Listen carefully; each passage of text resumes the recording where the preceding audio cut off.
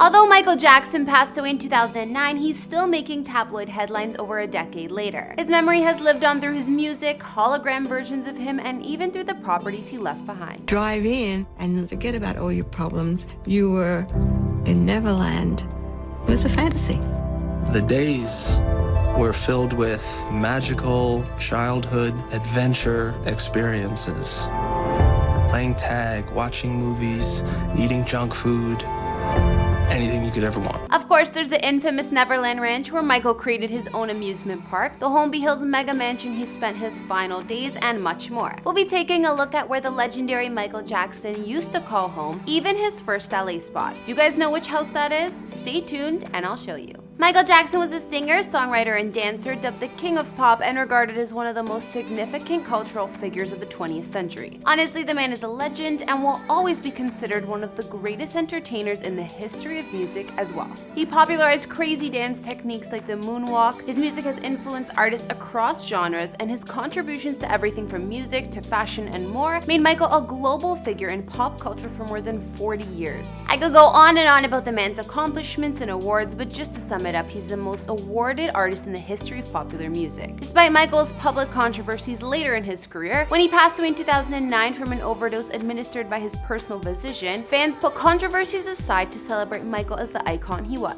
Getting into Michael's net worth is slightly confusing because although the singer was super wealthy and continued to make millions after his death, they said Michael was a millionaire who had lived like a billionaire and died in debt. But post-passing, Michael topped Forbes' list of highest paid dead celebs of 2018, raking in $400 million just that year. One thing we know Michael blew a ton of money on was his Neverland Ranch, outfitting the property with a zoo, theme park, train station, and more. But that's not the only one of his homes we're gonna look at. Hey guys, it's Kara, and for today's house tour, we're gonna be taking a trip back in time. You guys requested this one, so we'll be looking at the King of Pop, Michael Jackson, and where he called home throughout his life. We'll take a look at his first LA home, Neverland, the last place he lived before passing, and more. If you like these videos, make sure you're subscribed and ring that bell to be notified when we post so you can always be up to date. We've also done house tours on the likes of Julia Roberts and Jamie Foxx, and we'll link to some at the end. Follow me on Instagram to chat, and as usual, let me know whose house tour is next in those comments down below.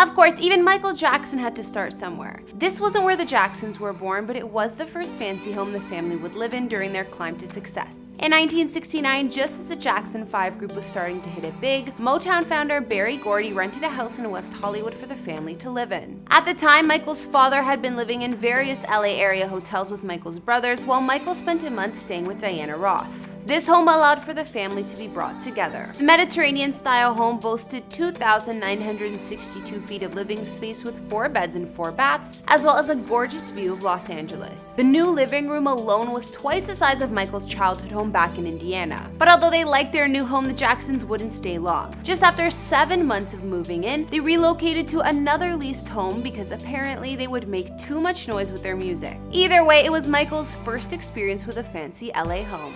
Although Michael hopped around Los Angeles homes and lived in some beautiful places, we can all agree his dream house was his Neverland Ranch. Sycamore Valley Ranch, as it was named, is famously known as Neverland and is a developed property in Santa Barbara, California, on the edge of Los Padres National Forest. It's known for being Michael's home and private amusement park from 1988 until 2005. Michael bought the place for an unknown amount, some sources claiming $19.5 million, while others suggest it was closer to $30 million. He named it after the fantasy island in the story of Peter Pan, a boy who never grows up, and it spanned a whopping 2,700 acres of land. There was a French Normandy-style main house which was absolutely beautiful, full of wooden and brick accents and a cozy vibe. It spanned 12,598 square feet with 6 bedrooms and 9 baths. Michael had an impressive first-floor master suite complete with not 1 but 2 master baths. The house is nestled between landscape gardens and a 4-acre lake with waterfall, if you can believe it. Not to mention the amazing mountain views you get from the property too. As you can see from the photos, the main house is far from the only structure on the property. There were 3 separate guest homes, a 5,500 square foot movie theater with stage, barns, animal shelter facilities, corrals, and even a maintenance shop. And one of the most memorable structures from Neverland has got to be the Disney-themed train station. Living here for over 15 years, Michael made the place into something really special, so it's no wonder he blew so much of his fortune on creating it. He had 3 railroads attached to that iconic train station, with a steam locomotive named after his mother Catherine and 2 coaches. There was another narrow train and a custom-made private electric train just for Michael's own children. There was also a Ferris wheel, carousel, zipper, octopus, by the way, my least favorite ride ever. I've had so many traumatic experiences. A pirate ship, wave swinger, roller coaster, super slide, bumper cars, and an arcade. Elsewhere on the property, you'll find a petting zoo, a dance studio, 14-foot lagoon-style pool, outdoor barbecue, tennis court, and staff facilities. Honestly, as much as that is, I'm probably still forgetting something. Bottom line, Michael really put so much work into Neverland and literally had everything you could imagine on the property. Despite all of that, post Michael's passing, it's been a hard sell. There are many theories as to why, one of which being the bad press the ranch received at one point, and of course, it's also crazy expensive. As of 2020, the ranch has been pulled off the market after failing to sell for almost 5 years, once being listed at a massive $100 million.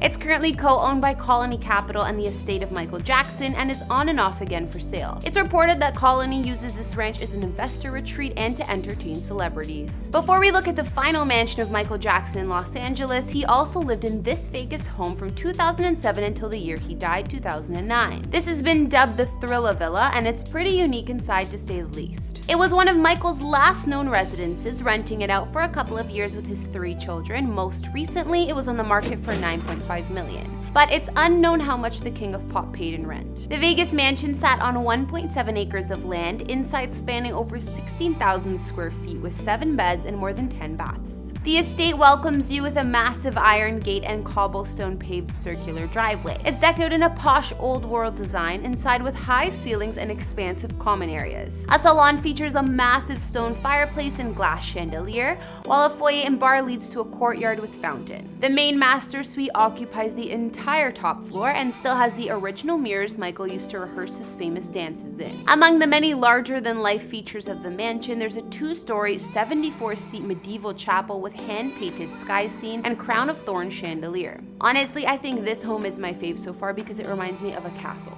Although Michael lived in that Vegas home, he passed away in Los Angeles, and the other mansion where he spent his final days was located in Holmby Hills, LA, an elite neighborhood home to Kylie Jenner and the previous Playboy mansion. Michael was renting this huge mansion for a whopping $100K in 2009, and it was actually built by famous mega mansion developer and father to Gigi and Bella Hadid, Mohammed Hadid. The residence spanned over 17,000 square feet and was built in a French chateau style. The home boasted 7 beds and 13 baths, but considering Michael died here, it also left the mansion with a pretty dark history. Well, coming from someone who believes in ghosts, that is. The elegant and sophisticated estate has a grand double-height entry with winding staircase and chandelier, wood-paneled library with fireplace, home screening room, and countless other charming spaces throughout. Not to mention, it was complete with an elevator, spa with gym, wine cellar, and even a guest house with stained glass doors. Outside on the 1-acre-plus grounds, there was also a pool. Michael stayed here before launching his world tour until his untimely passing in the home's master bedroom. Considering the mansion's eerie history, it was a tough sell, but finally ended up selling for $18.1 million in 2012, well below the original asking price. What do you guys think? Would you live in this Holmby Hills house, or too haunted for your liking? I'm gonna wrap this video up here because we could go on exploring Michael Jackson's previous residences for hours. I gotta say, the man had some extravagant but great taste. Those recent homes he lived in, like the Thrilla Villa in Vegas and the Holmby Hills estate he spent his final moments, both resembled palaces. I really do love that old world medieval style in a home. And when it comes to Neverland, that ranch was in a league of its own. I want to know what you guys thought of the King of Pop's properties. Which was your fave? Would you live in these mansions despite their histories? Let me know in the comments, as well as what celebrity house tours you want to see next on this channel. I also just launched a personal channel and I'm doing some at-home vids, so if you guys want to know me better, be sure to like and subscribe. I'll be replying to all my comments on there, so we'll link you my first vlog. Thanks for tuning in, follow me on Instagram to chat, and I'll see you all in the next video. Bye!